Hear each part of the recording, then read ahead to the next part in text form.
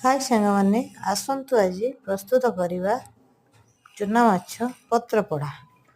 प्रथम चूना माछ को आगु भाजी नहीं हल्का भाजी नहीं तापर बेसर पियाज रसुण कंचा लंका दे गलई ने स्वाद अनुसार लुण देते गलई दे पत्र सब रखिने रखी पत्र रखिदे किछि सरिष तेल देदेवे। सरिष तेल दे सारा पर पत्रटी को सरिष तेल देकी पत्रटी को भांगी नेबे। पत्रटी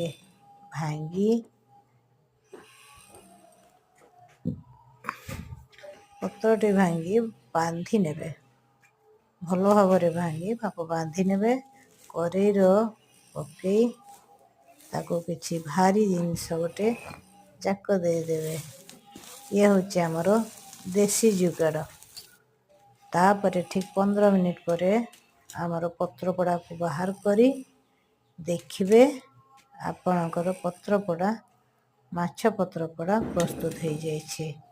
केमती लगिला आपण को आम माछ पत्रपोड़ा टेस्ट करी कमेंट माध्यम रे जणाइबे।